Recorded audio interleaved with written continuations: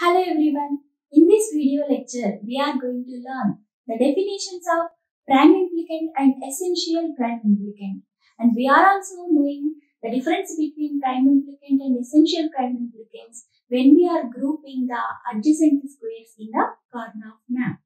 Now, we will see the definition. Now, this is the definition of the prime implicant. Here, it is a product term obtained by combining maximum possible number of adjacent squares in the map. And coming to the essential prime implicant, if a midterm in a square is covered by only one prime implicant, that is known as essential prime implicant. Now we will see the difference between these two, that is prime implicant and essential prime implicant, with this example. Now here we are considering a 4-variable function, that is function of a, b, c, d is equal to sum of, here the midterms mentioned 0, 2, 3, 5, 7, 8, 9, 10, 11, 13 and 15. Now these are the midterms present in this given function. Now firstly we need to consider a Karnaugh map with 4-variable function, and we need to place whatever the midterms present in this function. For those midterms, we need to assign 1 in that respective cell. So here I considered a Karnaugh map and we assigned 1s in the respective position of the mentioned midterms here. And by using this Karnaugh map, we are going to find essential prime implicants, and same Karnaugh map we have drawn here also. And by using this Karnaugh map, we will going to find the prime implicants here.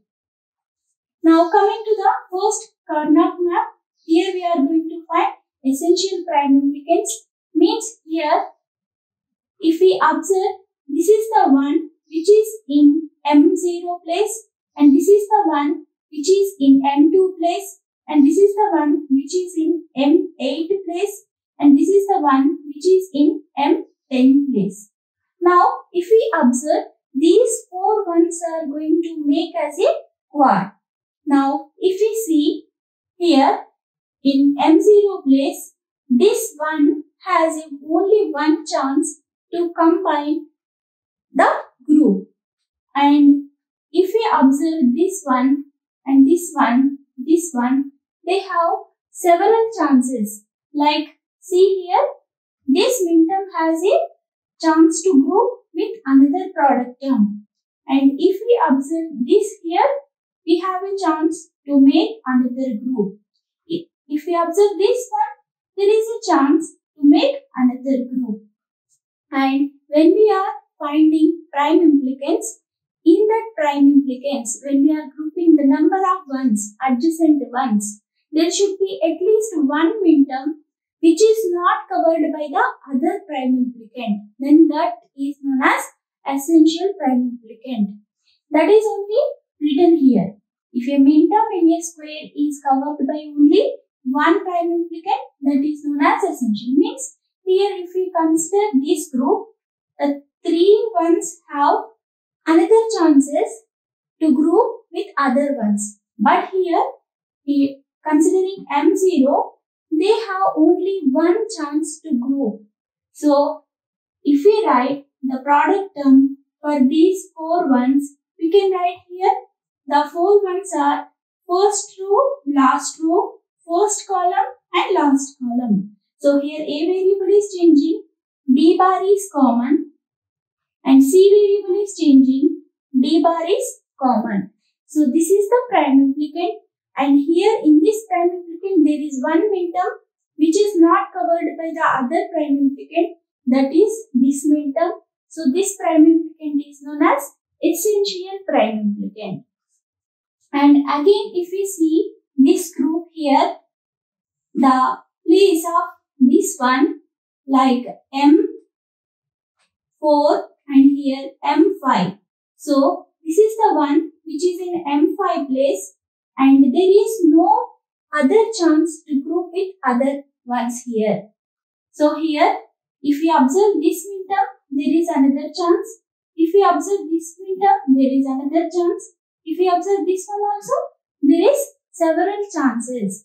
So if in a group there is at least one midterm which is not covered by other prime implicant, then that is known as essential prime implicant. So if we write the prime implicant for this group, this can be B is common, and from the second and third column D is common. So here the essential prime implicants are B and D, and B bar and D bar. Now if we observe, these all are redundant. We are going to group here redundantly. So here there is only two chance to take only two prime implicants here. Means the goal of the Karnaugh map is we need to reduce the redundant groups also. So here the uncovered ones here are only at this place and here, and only at M3 place only. So there is a chance to cover this one. We may take this prime implicant and it can be written as C and D, and the uncovered one is here and here. So we need to take a chance here like A and D here. And there are other prime implicants we have shown here. For that one, we can write the prime implicants are from the last column and first column, like B bar and C, and remaining other prime implicant here, these can be written as A, B bar. So finally, we need to write a simplified Boolean expression with these essential prime implicants and prime implicants. So that function can be function of A, B, C, D will be equal to, in this simplified Boolean expression, the essential prime implicants we must take. So firstly, B bar, D bar plus B and D. So if we are taking the prime implicants like C, D and A and D. So with these two prime implicants, we are covering all the mentioned midterms in the function.